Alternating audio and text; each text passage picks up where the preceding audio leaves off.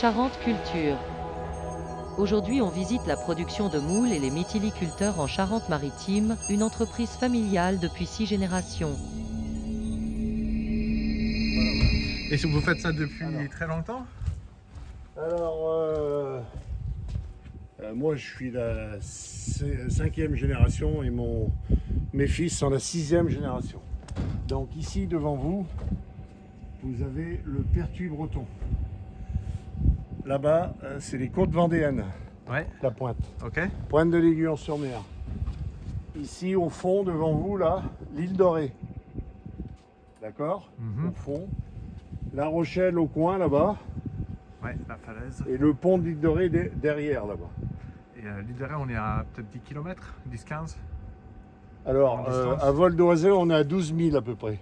12 000 marins, 12 000. ça fait 20 km quoi. Ok, d'accord. Ouais, donc c'est pas. À vol d'oiseau. Non, Ouais. non, c'est pas très loin.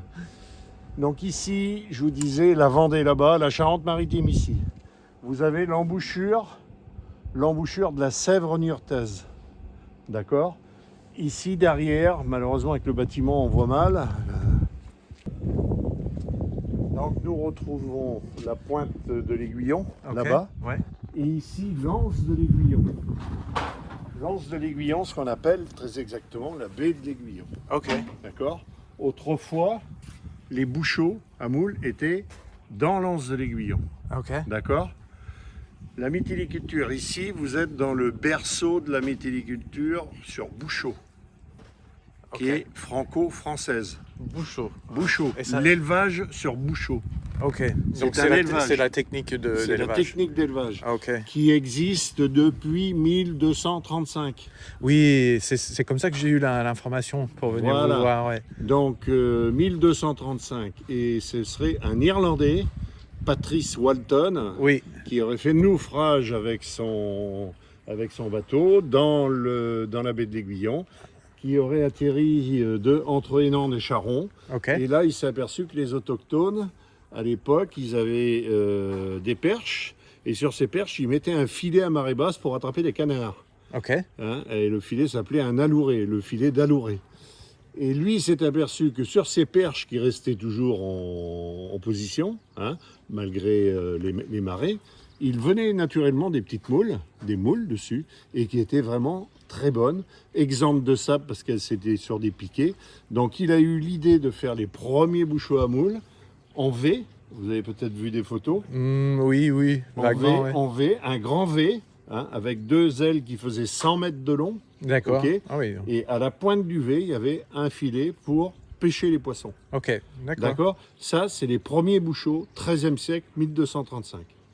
D'accord? Et c'était dans la baie, sur les grandes vasières, la baie de l'Aiguillon. C'était un peu une découverte fortuite quelque part. Enfin, sa Oui, technique. pour l'époque, oui, Ouais, tout à fait, ouais. tout à fait, tout Ok. à fait. Ben, c'est-à-dire, il n'y avait pas toute l'information. Là, les gens connaissaient ici les moules sur les piquets et tout, mais c'était pas une culture, quoi, si vous voulez. Mhm. Ça servait à nourrir les autochtones, à nourrir les gens, mais on n'avait pas développé encore le... Ok. Voilà. La baie d'Aiguillon, donc immense vasière au niveau de la production primaire, très important, milieu humide, enfin humide entre guillemets, parce que milieu salé, mais une production primaire très importante, ce qui fait la richesse de la baie ici pour la culture des moules. Ok. Puisque depuis le XIIIe siècle, hein, on est au XXIe siècle, vous voyez que... Ouais, les choses ont ça évolué, dure, quoi. voilà. Ouais. Donc jusqu'en 1960. Ok. Jusqu'en 1960, les moules, je vous passe les époques, les moules ont été cultivés à l'intérieur de la baie, à l'abri du mauvais temps, hein, à l'abri du mauvais temps, avec des petites barques à voile, à fond plat, pour pouvoir glisser sur les vases. Donc on est bien entre la côte donc de la Charente-Maritime Charente-Maritime et la Vendée en face là-bas. et c'est la Vendée qui Ici, descend. le pertuis breton. Ouais. Ok, Et si je vois vous bien, regardez bien, vous voyez des taches noires, comme des alignements. Vous Ouais. voyez là-bas? Ce sont les bouchots. ouais. Ok, ça c'est les bouchots. Vous les voyez là-bas? Oui, vaguement, oui. Oui, je les vois. Donc les bouchots qui étaient à l'intérieur ici, je vous dis, jusqu'en 1960. Et en 1960, il y a eu une épisodie C'est-à-dire après la guerre de 39-45, le gouvernement a dit aux producteurs produisez. Il n'y avait pas de notion de réglementation Ok. et il y avait des pieux partout. Et donc beaucoup trop de moules. Il y a eu le froid de 1956 et de 1958 à 1960, tout le cheptel de moules, toute la production de moules de la baie de l'Aiguillon a disparu. Ok. Et c'est à ce moment-là que vous Il y a, avez il y a un déplacé. parasite qui s'est mis dedans, qui s'appelle le Mytilicola, qui s'est mis dans l'intestin, Ok. qui a affaibli la moule. Le gel l'avait déjà affaibli. Il y avait beaucoup trop de bouches à nourrir. Donc la production a disparu en l'espace de 2 ans. Ah oui, quand même. Donc il y a des professionnels, la moitié de la profession à peu près s'est dit, il n'y a plus rien à faire ici, hein, mais on connaît une technique, on va essayer de l'exporter ailleurs, sur d'autres côtes françaises. La mytiliculture sur Bouchot était implantée simplement ici dans la baie de l'Aiguillon sur Charron. Dans les années 50, 56. 5 ans, voilà, c'est ça. Hein. Ok, c'est intéressant ça. C'était vraiment le centre mytilicole de France. La plupart des professionnels donc de Charente-Maritime et de Vendée, dont certains étaient déjà représentants élus de la profession et avaient déjà des appointances sur Paris, ils allaient en réunion sur Paris. Donc là, ils ont vu le gouvernement, ils ont dit, écoutez, voilà ce qui nous arrive, on a la technique, on voudrait essayer de voir ce que ça pourrait donner dans d'autres baies. Ok. Le gouvernement leur a dit, allez, ok, allez-y. Donc ils sont partis à l'aventure, hein, ils ont trouvé une baie qui avait l'air de correspondre avec des apports d'eau douce, une grande vasière et tout, la baie du Mont-Saint-Michel. Ok. Et là, ils ont Effectivement. planté des pieux. Ils se sont aperçus, première chose, qu'il n'y avait pas de moules qui venaient naturellement. Il n'y avait pas de reproduction. Donc, ils ont ramené du naissin d'ici, parce qu'ici, on fait le captage, le demi-élevage et l'élevage et la commercialisation des moules. On fait la totalité du cycle. Donc, ils ont ramené des bébés moules d'ici et les ont emmenés sur les pieux qu'ils avaient plantés dans la baie du Mont-Saint-Michel. Et là, ils se sont aperçus, bingo, que ça marchait super bien. Les moules poussaient, il y avait vraiment un produit de qualité. Donc, ils se sont dit, OK, on a trouvé la bonne baie, donc on reste ici et on commence à développer la mytiliculture en baie du Mont-Saint-Michel. 1958-1960. 1970, le résultat était tellement bon que le Cotentin, toute la Normandie, s'est développée aussi dans la culture sur Bouchot, puisqu'il faut savoir qu'en France, on produit que 50% de la demande, Ok. hein, de ce qui se consomme en moule de Bouchot. Donc, il y a un marché qui est quand même assez ouvert. Donc, le Cotentin, 1980, c'est pas si vieux que ça, toute la baie de la Somme, hein, la partie nord, et les années 2000, Dunkerque, et voilà. Ok. Donc, vous voyez, la technique, la technique à Dunkerque avait évolué entre-temps, donc c'est plus de la Bouchot, c'est de la moule de corde, d'accord, comme on l'a fait encore ici. Ok. Donc ici, les professionnels qui ont choisi de rester ici, d'accord, ils se sont dit, on ne peut plus travailler à l'intérieur, l'envasement naturel, trop de densité, donc il faut qu'on travaille différemment.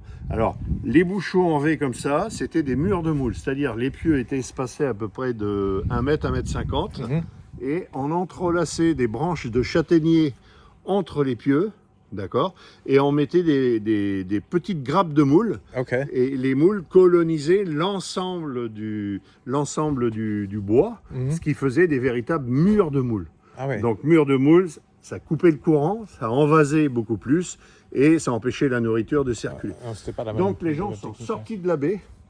L'évolution technique a permis, avec les bateaux un peu plus grands et les premiers moteurs, puisqu'avant je vous disais c'était à la voile, et des acons à fond plat, un lacon, hein, qui est vraiment un matériel qu'on emploie que en mytiliculture ici, avec des bateaux à fond plat, ils glissaient sur les vases. Donc là on est sorti, et vous voyez que si on regarde les bouchots, toutes les masses sombres que vous voyez, ce sont des bouchots là-bas. Hein. Eh bien, c'est en pleine mer, il reste de l'eau là-bas. Donc, il fallait des bateaux qui puissent naviguer toujours, avec des moteurs. Et surtout, une motopompe pour pouvoir planter des pieux dans le sable.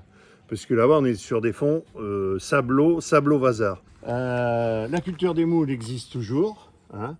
Donc, 4 communes dans cette baie ont l'appellation de la baie. Alors, on a une appellation nationale, une IGP, hein, qui est une IGP sur le mode de culture, sur la culture sur bouchot. Ok. On a un audit aujourd'hui justement de l'IGP pour voir si on respecte bien le cahier des charges et tout. Voilà. Donc ça c'est au niveau national. Et au niveau régional, on a une marque qui s'appelle La Charon, hein, pour développer 4 communes. Énande, que vous voyez, Marcilly, que vous voyez là-bas. Énande, que vous voyez là, ici. ouais. L'Aiguillon-sur-Mer en Vendée. Qui est en face, ouais. Voilà. Ouais. Et au fond de la baie, On ici a- on ne le voit pas, mais au fond de la baie, il y a Charon. Charon de l'autre côté. Charon, qui était une île autrefois. Hein, Ok. autrefois. Alors, pourquoi la moule s'appelle la Charon, hein, parce que avant, il y avait des bouchots sur les vases de Charon, puisque les vases apportaient jusqu'à la Révolution, les vases appartenaient aux seigneurs. Et on a un château à Charon, il y avait un seigneur de Charon. Ok. Et donc, les gens cultivaient les bouchots, faisaient la pêche et donnaient une gabelle, un impôt au seigneur. D'accord ? À la Révolution, c'est devenu, après la Révolution, le domaine public maritime. D'accord. C'est à l'État maintenant. Et le Donc, château, le sol a appartient à disparu, l'État. L'État nous loue le sol et nous construisons des bouchots sur le sol ou nous posons des tables à huit pour l'ostréiculture Donc- sur le sol. Donc, c'est des concessions. Ah, donc ça, c'est des concessions. Donc ce terrain-là, il est loué de Il l'État. est loué à l'État, voilà, l'État. pour une durée Ok. déterminée et il a une fonction bien définie qui sont les cultures marines. D'accord. L'élevage des huîtres, l'élevage des moules, l'élevage des palourdes éventuellement, des coquillages, quoi. En gros. Ok. Voilà, ok. hein, c'est des zones qui sont bien définies pour l'élevage des coquillages. Ça, c'est réglementation française. Et au niveau de la surface que ça vous louez, Alors, par exemple, au Vous mètre avez, carré alors, ou c'est au mètre linéaire. mètre linéaire. Un bouchot, c'est réglementé. Un bouchot fait 50 mètres de long sur 2 rangées. Ok. D'accord ? Et sur ces 2 rangées, sur 50 mètres de long, vous avez 100 pieux. OK ? Et la hauteur des pieux est à peu près de 3 mètres. 2 mètres 80 à 3 mètres, sachant qu'il reste toujours à peu près 1 mètre d'eau. D'accord. OK ? Donc vous cultivez sur 2 mètres en gros à peu près. D'accord ? Des pieux de 6 mètres. D'accord. Des pieux de 6 mètres qui sont enfoncés de 3 mètres dans le sol. Ok. D'accord ? Et l'arbre est inversé par rapport à sa tenue dans la forêt, c'est-à-dire que le pied de l'arbre dans la forêt, c'est la tête du pieu où on cultive. Pourquoi ? Parce que c'est là que le bois est très dur. Oui. Et le bois tendre, tient. la jeune pousse qui est en tête, elle est dans le sol, Ouais, ça risque pas de la pourriture. ça avec risque l'eau. pas de pourrir. Ouais. Ok. Voilà. Intéressant. La culture, depuis 1960, donc, a été réglementée. On a arrêté de faire des bouchots avec du clionnage, c'est-à-dire des fascines de châtaignier, des branches de châtaignier, qui, je vous disais tout à l'heure, a arrêté le courant. Donc là, on cultive maintenant directement sur le pieu. D'accord ? Ok. Les pieux, je vous disais, 100 mètres, donc 100 pieux dessus, donc un pieu tous les mètres à peu près. Mhm. Hein. Donc le courant circule bien et tout. Si vous voyez les bouchots, regardez, vous avez une ligne de bouchots là à peu près, et vous avez un vide, un passage, après une autre ligne, après un passage. Vous voyez, on voit des espaces entre les Ouais, bouchots. ouais. Vous distinguez ? Ouais. Donc tout ça, c'est bien réglementé de manière que Intéressant. Ok. la production de la baie, elle est de à peu près 8 à 10 000 tonnes de moules en fonction des années, Annuel. Hein. Ouais. et elle n'est surtout pas à dépasser. C'est-à-dire qu'il n'y a plus de création possible dans cette blé. C'est un vieux centre, donc il n'y a plus de création possible, sauf à inventer une nouvelle technique ou gagner un peu plus de large, donc supprimer des concessions existantes pour en ramener d'autres plus productives.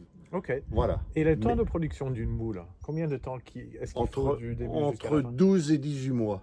Entre 12 et 18 mois. Voilà. Ok. Elle se reproduit une fois dans la saison, hein, à partir du mois de mars, avril, mai, quelquefois, suivant le printemps. Dès que l'eau commence à se réchauffer, Mhm. le mytiliculteur, l'hiver, il met les pieux parce que, comme ce sont des arbres, on a coupé les arbres, les forestiers ont coupé, les bûcherons ont coupé les arbres dans la forêt dès que la sève est tombée, au mois de novembre-décembre, pour plus avoir d'activité de sève dans l'arbre. Mhm. Nous, on récupère les pieux, on les installe et à partir du mois de janvier, on les met en position en mer. Donc janvier-février, on fait ça. À partir de février, on commence à mettre des collecteurs en mer qui sont des cordes de coco, de fibres de coco Mhm. naturelles, biodégradables.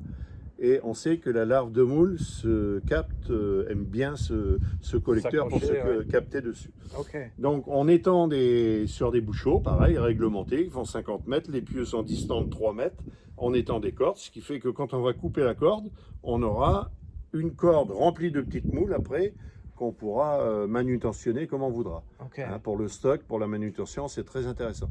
Donc on met en place ces collecteurs. La moule va se reproduire à partir du fin mars, début avril, dès que l'eau va commencer à se réchauffer après C'est l'hiver. la température, Elle va faire hein. des gamètes, elle va faire des gamètes, du lait.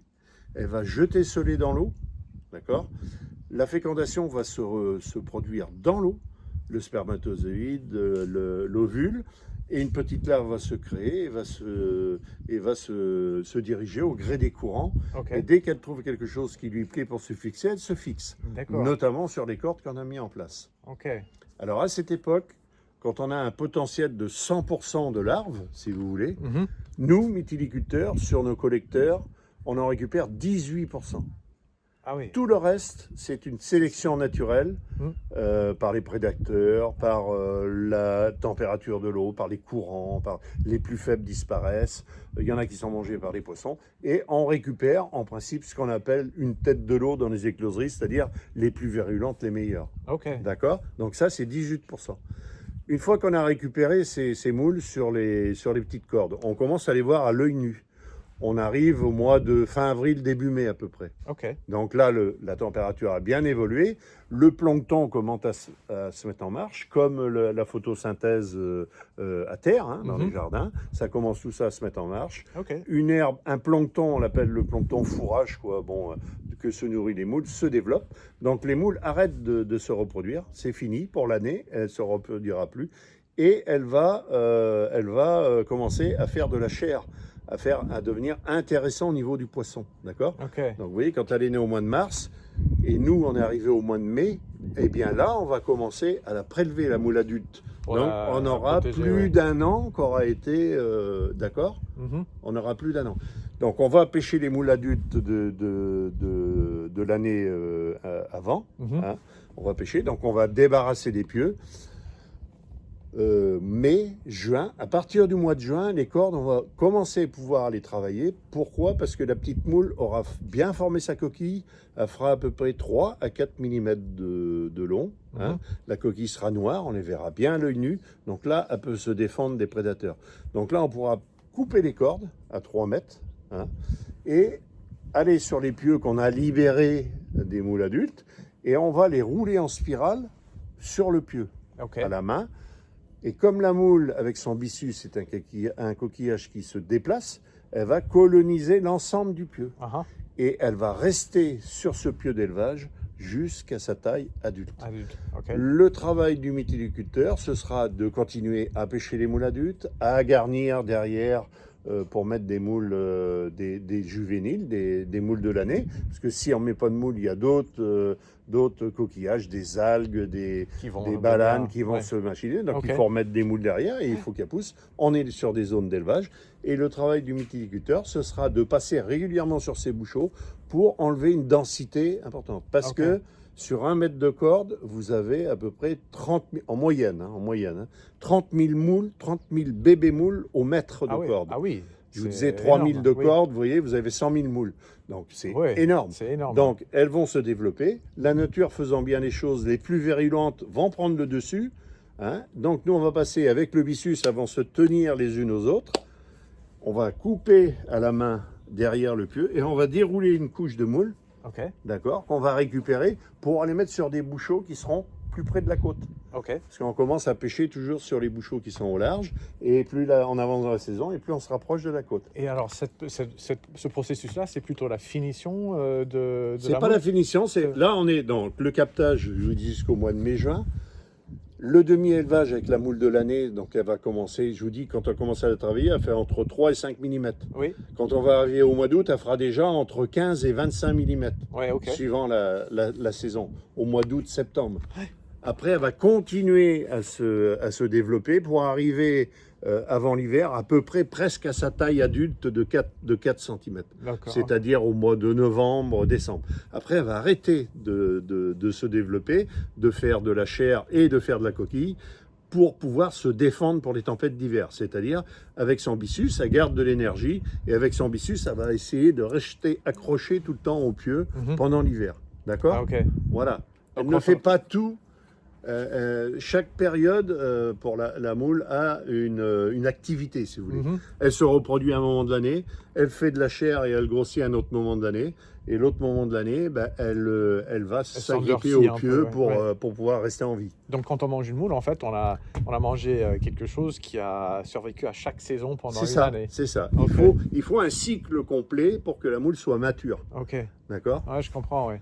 La Ouais, c'est coquille, intéressant. autrement, la coquille est encore fragile, le poisson n'est pas bien évolué. C'est comme nous, êtres humains, quoi. Oui, Tant qu'on n'atteint exactement. pas un certain âge, on est fragile. Oui, c'est Voilà. ça. Ouais, ouais. C'est ça. Donc le travail de nous viticulteurs, ce sera de protéger cette moule des poissons, des prédations, de lui laisser de la place. Quelquefois, on peut faire 3 prélèvements manuels du demi-élevage, sur ces pieux. Ok. Et après, on les récupère, on les met dans des filets comme un charcutier peut faire des boudins, si vous voulez. Ok. C'est-à-dire, on a un gros entonnoir, on a une table et on met des paquets de moules dessus. On a un entonnoir, on enfile un filet avec des grandes mailles et on remplit ce filet.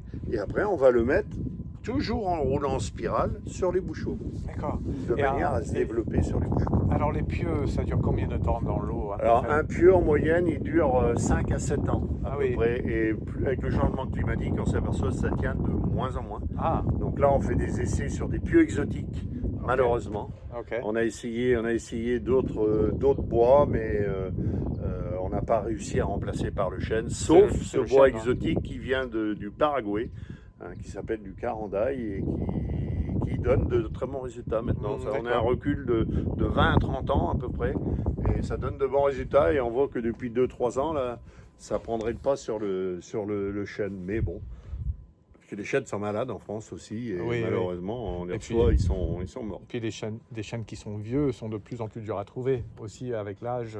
Alors, il nous faut, nous, un chêne à peu près pas trop gros. Il faut un chêne qui est 30 à 40 ans. à peu Ah près. oui, ça va Voilà. encore. Ça va encore. Ça va encore. Ah, ça va encore. Ouais.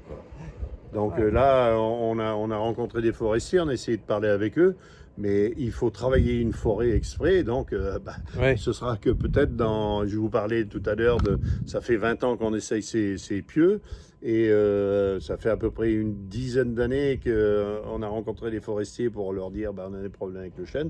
Donc vous voyez, il faut attendre encore une vingtaine d'années pour avoir des premiers résultats peut-être sur Ouais. les vaseux, des fonds vaseux. Donc on pouvait enfoncer les pieux relativement facilement. Là-bas, la technique avec la motopompe nous a permis d'enfoncer des pieux.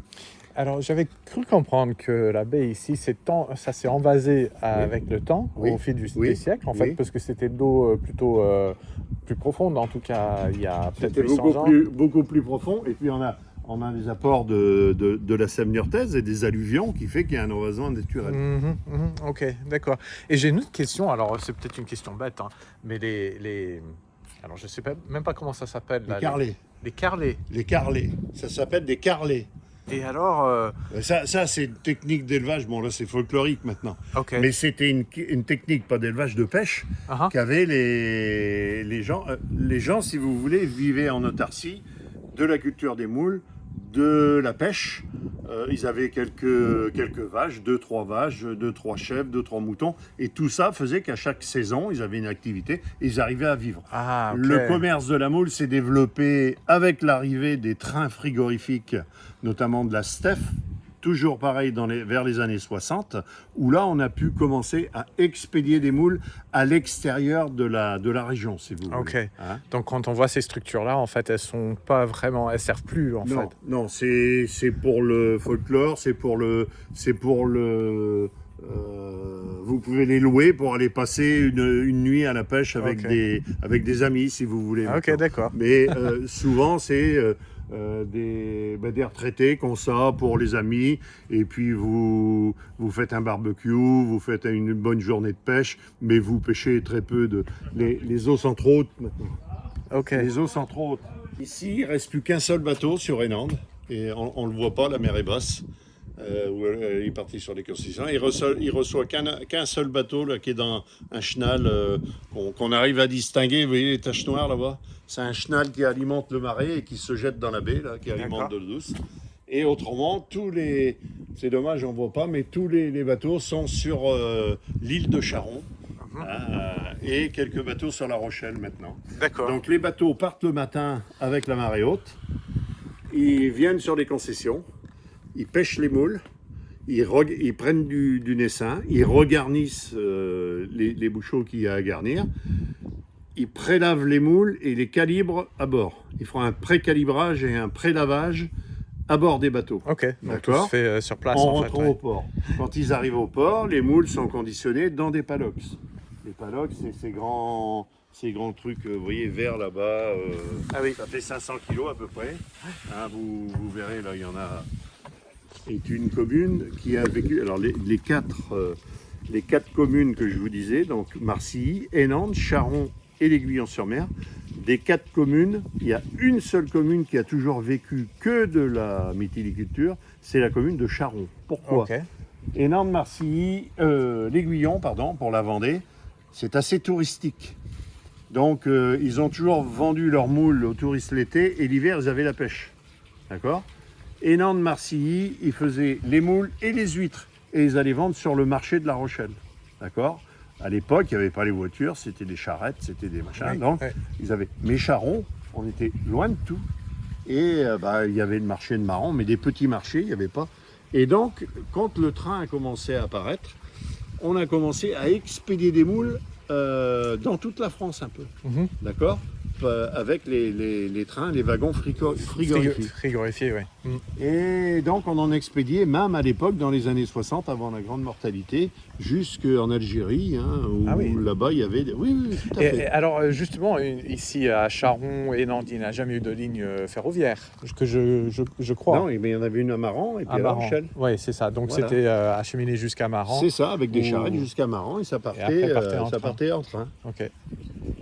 Donc voilà, et quand en 1993 on a décidé de faire une marque, on a fait un sondage auprès des clients, et les clients nous ont dit, oh, mais nous, quand on parle de moule, on ne dit pas la moule de Bouchot, on dit la Charon, comme ils disent pour la baie du Mont-Saint-Michel, la Vivier ou la moule du Mont-Saint-Michel. Donc c'est des appellations particulières locales. Voilà, c'est Ok. ça. Donc ça, c'est des appellations régionales, d'accord?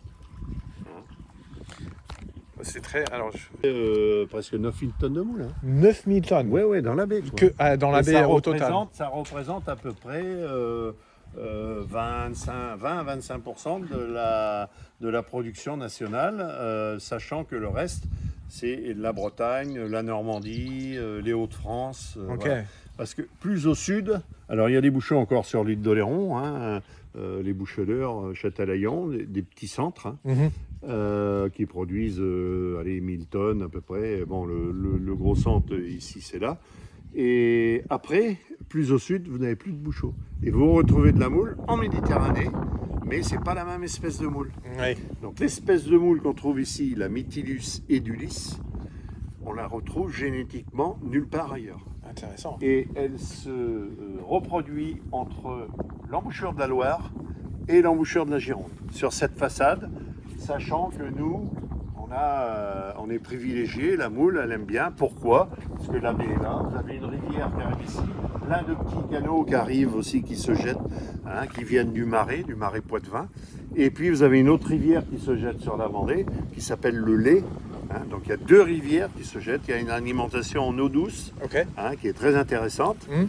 Alors, il faut faire attention parce que c'est très fragile. On a des problèmes avec l'agriculture notamment, on a des problèmes avec les collectivités territoriales, des problèmes de qualité d'eau, Oui. et non pas de l'eau de mer, mais de l'eau douce qui arrive. Oui. Parce que pour faire des coquillages, et vous pouvez remarquer partout, il faut une combinaison entre l'eau de mer et l'eau douce. Il faut ces 2 combinaisons pour avoir une rentabilité et un produit de qualité. D'accord. D'accord. Il faut cette alchimie entre l'eau salée et l'eau douce. Alors une question, alors cette baie elle représente 25% de la production en France. C'est la plus grosse production au niveau Non, géographique. la plus grosse maintenant, ça a changé. Avant, on était la plus grosse. Ça a changé. Maintenant, c'est la Normandie. La Normandie, Parce que la Normandie, elle part des Hauts-de-France, Dunkerque, jusqu'à la pointe du Cotentin. D'accord. Donc la région est énorme. Donc nous, on produit entre 8 à 10 000 tonnes. Les Normands produisent maintenant, et depuis les années 70, c'est tout, 20 000 tonnes à peu près. D'accord. Ils ont 50%, La baie du hein. Mont-Saint-Michel et les Côtes d'Armor, produisent à peu près comme nous, 10 000 tonnes à peu près. Ok. Hein. Donc on arrive à nos 35 000, 40 000 tonnes. La consommation en France est de 100 000 tonnes à peu près, et on en produit un peu plus de 50%, à peu près 60 000 tonnes, dont 40 000 tonnes de moules de bouchot. Et l'autre production, ça vient d'où alors Alors, le reste de la production, enfin, c'est de l'import. Hein. Moule d'Irlande, moule d'Irlande, moule de Hollande. Vous avez la moule de Méditerranée aussi, hein, qui est produite en France, mais beaucoup. Moule d'Italie, moule de Grèce pour la Méditerranée. C'est la même espèce qu'ici ou Non. ce sont d'autres Alors, moule de Grèce, moule d'Italie, vous la trouvez sur la Méditerranée. Hein, c'est-à-dire, ils sont habitués à manger de la gallo provençalis, ça va. Sur la côte atlantique, on a plutôt des moules d'Irlande, de Hollande. La Mytilus et du lys, mais de chez eux, quoi. Donc c'est pas la même Donc espèce. voilà, bon, les gens, avant il n'y avait pas d'importation. Quand la saison des moules était finie, on a arrêté le commerce. Mais vu les investissements maintenant et vu la demande du client, ils veulent des moules toute l'année, un peu comme les fruits, c'est dommage. Nous personnellement, on n'a pas fait le choix d'acheter et de revendre des moules. Tant qu'on peut, je touche du bois, on va essayer de rester sur notre production, un métier qu'on connaît bien. Et puis voilà. Ok. Donc on a des établissements ici à Énande. Pourquoi on n'en a pas eu à Charon? Problème environnemental, puisqu'on est dans une baie ici qui est classée. Elle est classée réserve nationale pour la faune et la flore. Natura 2000, enfin on est tout. Et on n'a jamais pu construire de bâtiment. L'environnement nous a toujours interdit, alors qu'on avait une économie très importante. Donc on est venu ici. Et ici, vous voyez, là, tous les bassins que vous voyez, c'est des anciennes clairs à huîtres. D'accord? Tout ce que vous voyez là, en eau, c'est des établissements ostréicoles. D'accord? Là, vous en avez un à côté, là, qu'on pourra... Alors, tout ça, c'est des clairs à huîtres. Alors, ça, c'est notre réserve d'eau de mer. Je vous explique. Là, vous avez le schéma type d'un établissement ostréicole avec l'établissement, les bassins dégorgeoirs en ciment pour dégorger les huîtres et les clairs à huîtres avec la réserve, là-bas. Hein, vous voyez qu'ils sont presque à sec pour l'instant. Ils attendent une grande marée pour prendre de l'eau, pour pouvoir stocker les huîtres à Noël après dans les clairs. D'accord. D'accord? Sachant que ces clairs à huîtres, c'est spécifique à la Charente-Maritime. C'est des bassins qui sont creusés. Vous voyez ici, on est dans un terrain très basse. La mer autrefois velait là, donc c'est un terrain qui est très riche en alluvions. D'accord? En alluvions. Dans ce terrain, en alluvions, c'est-à-dire les alluvions, c'est ce que toute la terre, tous les organismes que les fleuves amènent. Alluvions, fleuves, ça s'appelle. Ok. Ça s'appelle des alluvions et ça se dépose. Dans la baie, il faut compter à peu près 3 à 4 cm de dépôt tous les ans. Vous voyez que c'est quand même... Donc tout ça, c'est des terres qui sont très riches puisqu'elles n'ont jamais été cultivées. Donc lorsqu'on a pu commencer à faire des digues pour se protéger de la mer, eh bien l'homme a creusé des bassins dans ce terrain. Et vous voyez que le terrain, là c'est bétonné, là-bas c'est pas bétonné. Ok? Et ce terrain, il a une particularité, c'est que vous y faites rentrer de l'eau de mer dedans et vous la laissez se reposer. D'accord. Et avec la température, les rayons du soleil et la richesse du terrain, il y a des algues, il y a du plancton qui va se déposer et se développer, mettre en place hein, dans ces clairs. Et là, vous pourrez y plonger vos huîtres que vous avez ramenées de l'estran, hein, de la mer. Vous les plongez et ça vous fera soit de la fine de clair, de la spéciale de clair ou de la verte de clair. Vous comprenez le système? Oui, et une façon d'orienter la production. Et c'est particulier à la Charente-Maritime. Okay. La Charente-Maritime a vraiment est très reconnue pour ce système de clair. Super. D'accord? Ok, super. Ouais, c'est très très intéressant. Ouais. Donc il y a une réglementation, pareil, en fonction de la qualité de l'huître que vous voulez mettre, vous mettez un nombre d'huîtres spécifique au mètre carré. Ok. Par gravité, l'eau de mer à marée haute, on est protégé par la digue. Ouais. Et on fait rentrer de l'eau de mer on ouvre la pelle, là, ici, là. Hein, Okay. et on fait rentrer de l'eau de mer dans notre grand bassin là-bas. Donc là, c'est marée haute quand ça rentre. Voilà, quand ça rentre, on ouvre la pelle à marée haute et ça rentre dans le bassin tout seul. Ah, ok. Une fois que l'eau de mer est rentrée comme ça, on va la laisser se reposer. Uh-huh. Une première décantation, si vous voulez, avec les UV du soleil. Ok. Ok. Et là, on a à peu près un stock d'eau pour pouvoir travailler un mois avec l'établissement sans prendre d'eau. Ok. Hein. On a plus de 3000 mètres cubes d'eau et on a d'autres terrains pour faire d'autres réserves aussi. Donc les camions sont déchargés avec les Manitou. Les bacs que je vous parlais tout à l'heure. Oui, Donc, qui font un bac plein fait 500 kg. 500 kilos, ouais. Ouais, ça je me rappelle. D'accord.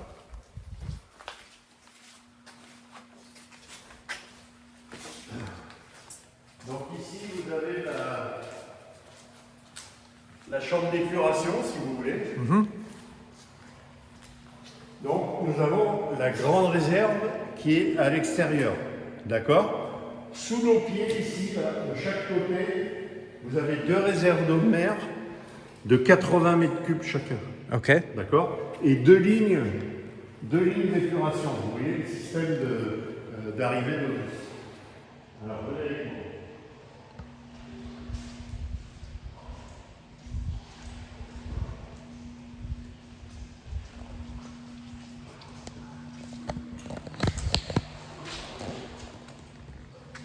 Il n'y a pas trop de lumière. Mais... Ouais, ça, donc ici, on retrouve les 2 réserves indépendantes, d'accord, avec 2 machines là, bleues, que vous voyez ici.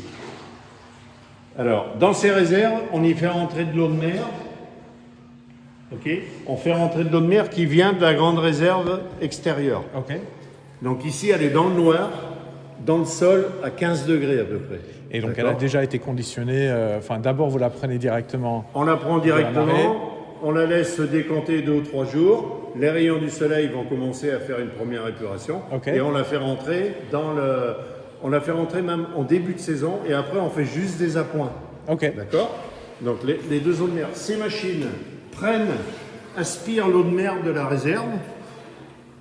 Elles lui font faire des tours circulaires. Ça crée des mousses. Ok. Les mousses sont aspirées par cette pompe qu'il y a dessus, ok. Et elle capte tout ce qui est éléments vaseux et différentes épurations, c'est épuré. Et les mousses sont rejetées dans un bassin qui est à l'extérieur. C'est une sorte de donc purification. Deuxième épuration et la 3e épuration, c'est avec les UV, les lampes UV. Ah oui, d'accord. Hein, donc la pompe prend l'eau de mer ici, on la fait passer dans l'UV. Bon là on est en réparation, donc le système est fermé. On la fait passer dans l'UV et on l'envoie dans les douchettes ici, dans les cannes que vous voyez ici. Ok. D'accord. Ça c'est la dernière, donc c'est la 3e purification en fait. C'est ça. Ok. C'est ça. Et dans la réserve, vous avez ce genre d'appareil avec une grosse hélice qui brasse l'eau pour lui donner un mouvement de circulation, de manière à bien se décanter. Et à l'extérieur, on a un refroidisseur d'eau de mer qui est en panne en ce moment. C'est pour ça que vous voyez l'eau est à 19 là. Et autrement, on descend l'eau à 15 degrés à peu près. Normalement, elle y est naturellement dans le sol. Mais bon, là, il fait encore assez chaud dans la journée, donc elle est montée à 19 quand même. Ok, et puis cet hiver, on est en panne. voilà. Donc on baisse à 15 degrés de manière que la filtration de la moule, parce que la moule est un coquillage qui filtre énormément d'eau. Ok. Elle peut filtrer 7 litres d'eau à l'heure. Alors quand même. C'est énorme. Oui, c'est énorme. C'est énorme. Donc là, lorsqu'on la stocke, en refroidissant l'eau, elle va diminuer sa filtration. Mais elle va pouvoir s'épurer si vous voulez. D'accord. Ah ouais, c'est impressionnant. Donc on met les bacs sous les douches ici. Là. Alors il y a 2 solutions. Soit on met des bacs à jouer. Si vraiment dans le milieu naturel on a des normes, alors je ne vais pas rentrer dans le détail parce que on a des normes avec des seuils si vous voulez. Le premier seuil c'est de 0 à 230 coliformes fécaux par milligramme de chair. À peu près. Ouais, ça me parle pas plus que ça. On n'est pas obligé d'épurer. Ok. D'accord. Le deuxième seuil, c'est de 230 par milligramme de chair à 4000, 4600 même. Ok. Vous voyez que j'ai du mal à visualiser. Là, on est obligé de les passer dans une épuration légère, on appelle ça. Ok. C'est-à-dire, il y a un peu de coliformes fécaux, il y en a toujours dans le milieu naturel. Mais il faut s'en débarrasser avant de les... Donc là, on fait une purification légère dans les bacs ajourés de moule, là-bas. Donc là, on met un bac, 2 bacs, l'eau de mer purifiée s'écoule sur les bacs, d'accord. Elle retombe dans le trottoir ici, elle va dans la réserve et elle est reprise par le circuit. Donc c'est ce qu'on appelle un circuit fermé. Ok. D'accord ? Donc on n'a pas de contaminations qui peuvent venir de l'extérieur. On contrôle les contaminations qu'il peut y avoir dans les réserves. Et ça, on arrive à le contrôler. Si c'est une... Alors, deuxième stade, je vous disais, 230 à 4000, c'est celui qu'on a toujours. 4000, c'est déjà énorme. Et troisième stade, c'est de 4000 à 46 000. Ah oui. Vous voyez que la marge est grande. Oui, oui. Beaucoup plus grande qu'au départ de 0 à 230, où on peut prélever dans le milieu directement. Et là, Donc là, on ce... purifie dans des bacs fermés. Ah, donc c'est encore purifiable à ce niveau-là. Alors c'est toujours le même système, Ouais. mais là les moules sont 24-24 dans l'eau. Ouais. Là les moules sont traversés par de l'eau. Alors les moules s'ouvrent un petit peu, vous voyez. Ok. Et puis elles sortent leur manteau et elles filtrent un peu, elles se refont une santé. Ok. Il y a eu le stress de la pêche, des machines, tout ça. Uh-huh. Donc on les laisse à peu près entre 12 et 24 heures. Ok. Dans ces jeux de genre. Et pour le troisième stade, on peut les laisser entre 48 et 72 heures. Ok. Donc c'est pour ça qu'on a deux lignes différentes pour pouvoir commercialiser. Et combien de fois dans l'année vous allez faire ce processus de purification? Alors là, à partir du mois de mai, je vous disais tout à l'heure, où on commence la commercialisation des moules, mi-mai, début juin, ça dépend du printemps, jusqu'à l'arrêt de la commercialisation des moules, en principe au mois de novembre, décembre, à la fin de l'année. L'appareil va tourner H24 tout le temps. Donc là, vous êtes toujours en activité pour le moment? Ah oui, toujours. Ouais. Et là, aujourd'hui, c'est un samedi, donc les gars sont venus travailler parce qu'on est tombé en panne de groupe froid. Donc il faut absolument qu'ils redémarrent parce que demain, dimanche, ils vont pêcher et il faut des moules pour lundi. Ok, donc là, ça va... Il faut que demain, dimanche, ça tourne. Ok.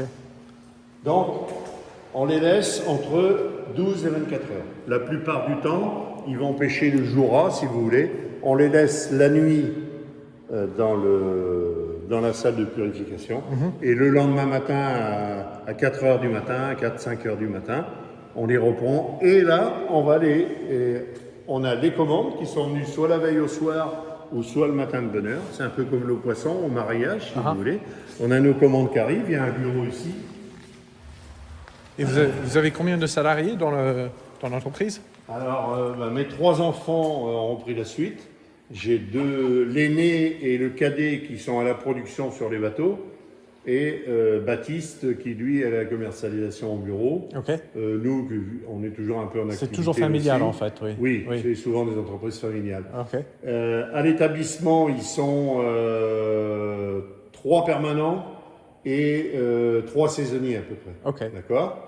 Et sur le bateau, ils sont 4 permanents et 4 saisonniers. Ah ok, donc il y a quand même un peu de monde dans les différents postes. Le problème, c'est que ça fait un peu comme les agriculteurs. Il a fallu investir dans du matériel. Donc pour investir, il faut développer le chiffre d'affaires. Oui. Pour développer le chiffre d'affaires, il faut du monde pour travailler. Il faut de la main-d'œuvre. Donc les commandes arrivent ici. Mon fils est au bureau. Son épouse est à côté de lui. Les commandes arrivent par Internet ou par téléphone. Ok. D'accord. Et elles sont passées à la chaîne de distribution. Alors, les moules, une fois les commandes arrivées, elles sont sorties dans les palox, d'accord, avec les Manitou, et elles sont mises dans ces 2 machines. Alors, vous voyez, là, on glisse un palox, la machine se replie, on glisse un palox dedans et elle va monter hydrauliquement pour vider le palox là-bas. Ou on peut vider directement le palox. Ok. Ça dépend si on a beaucoup de moules à faire ou pas. Donc de là à là, en fait, vous passez En principe, elles sont vidées là. Ça tombe sur ce tapis qui, après, est réparti dans les 2 lignes. D'accord ? Une première ligne ici, une deuxième ligne ici. Alors, ces machines, ça s'appelle des débitsuceuses. Ok. Parce que quand on a pêché les moules, on a fait un pré-lavage. On a enlevé toutes les moules qui sont sous taille. Et on les a relaissées en mer, si vous voulez. Ok. On a enlevé le gros de la vase, mais il reste le byssus, vous savez, le petit filament des moules qui... Voilà. Donc ces machines, ça s'appelle des débitsuceuses.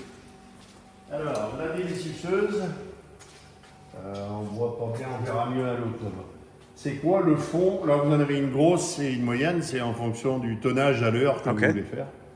Le fond, ce sont deux rouleaux cannelés qui tournent à l'inverse l'un de l'autre et qui vont prendre le byssus de la moule et le couper. Ah, ok. D'accord?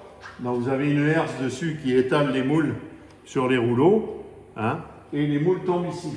Ici, c'est une calibreuse. Si vous regardez bien, vous les filmez. Hein. Ce sont des rouleaux à queue de cochon. D'accord? Les moules tombent dessus, les rouleaux font avancer les moules. De l'autre côté, on a un réglage des rouleaux pour faire des tailles de moules différentes. Ok? Ça tombe sur ce tapis. Ouais. Et là, vous avez un travail, une finition manuelle. Ah, ok. Avec deux opérateurs, l'un en face de l'autre, qui finissent de trier soit des moules cassés, soit des coquilles, soit des moules mal dibissucés et qui les mettent dans les paniers à côté. Ok. Et en termes de taille de moule, il y a 2 ou 3 différentes ou c'est plutôt grosse et petite Avant, on faisait de la moule traditionnelle, un peu toutes les tailles.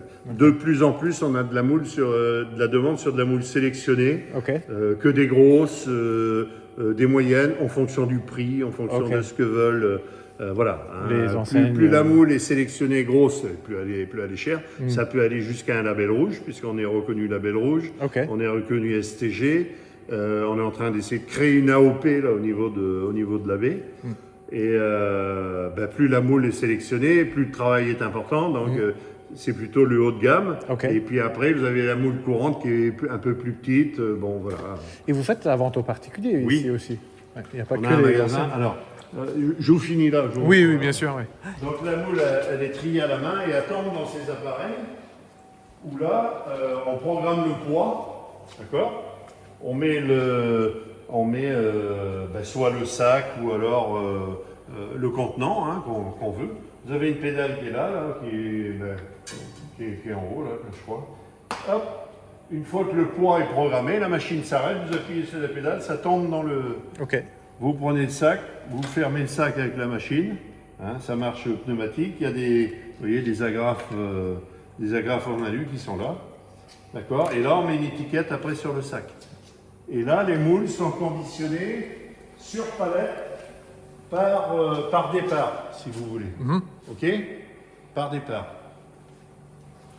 Donc en principe on commence tôt le matin et les camions, vous voyez, j'arrive à les livrer tout à l'heure. Qui sont là, qui attendent. Donc les moules arrivent par de l'autre côté. Vous voyez, elles ont tout le processus. Ok. Elles sont stockées ici ou en chambre froide ou dans le sas frais. Les camions, ça là. Il y a un premier camion qui part à 4 h du matin. D'accord? Un autre qui part deux autres qui partent à 5 h 30. Après un autre qui part à 7 h 30. Ok. Hein. Et c'est pour tous les marchés locaux Un du autre, coup alors ça c'est pour la livraison qu'on fait nous-mêmes. Une fois que ces camions, jusqu'à 8 h 30, il y a des tournées. Alors, Ok. on part jusqu'à l'intérieur à Angoulême, c'est loin. Ah oui. Et après, on reste sur La Rochelle, la côte, voilà. Ok. Ici, tout ça, c'est les véhicules que vous voyez là. Après, on fait les transporteurs qui viennent. À 10 h, il y a un transporteur qui vient pour les expéditions un peu plus lointaines, c'est-à-dire tout le Grand Sud-Ouest, Bordeaux, Toulouse, tous les grands centres, où là, ils passent à 10 h. Donc on fait les moules, on les met sur des palettes. Soit on les stocke dans le sas frais ici, en attendant le camion, ou dans la chambre froide. Et dès que le camion arrive, on charge le camion. Et après, on a un dernier départ avec un poids lourd qu'on a, à midi à peu près, pour le marché de Agen. On a un client sur Agen qui prend suffisamment de moules pour qu'on lui fasse un camion. Ok. Et là, on l'emmène nous-mêmes à La Rochelle. Ok, super. Voilà, il faut qu'à midi, toutes les commandes soient faites bouclées. et expédiées. Donc c'est entre 4-5 h du matin et midi, ils travaillent. Voilà, c'est ça. Ok. La rétaise, l'île dorée, la soupe de poisson, des choses comme ça. C'est des produits locaux, quoi. Ok, dans la petite boutique. On a des tartinables au saumon, voilà. Et vous êtes ouvert Alors, le matin, de 7 h à peu près, jusqu'à 13 h. Ok, le matin, du lundi au vendredi. Du lundi au samedi. Au samedi aussi. Alors là, ils n'ont pas dû ouvrir aujourd'hui parce qu'on était... Vous avez un rendez-vous. Voilà. Ouais. Et puis les touristes sont partis, alors peut-être que... Ok, super. Charente Culture est une chaîne partenaire de celle en langue anglaise, Touring Backroads France. créée par un professeur d'anglais anglophone. Ces chaînes ont pour vocation d'enrichir l'accès aux informations sur l'histoire et le patrimoine français et charentais. Nous pouvons continuer d'améliorer et faciliter l'accès aux informations pour des générations futures. Si vous aimez ce contenu, merci de vous souscrire à la chaîne en cliquant sur le bouton Subscribe. pour plus d'informations. Vos questions et vos commentaires sont les bienvenus. Vous pouvez consulter le site professionnel Gregory Alexander Consulting Services.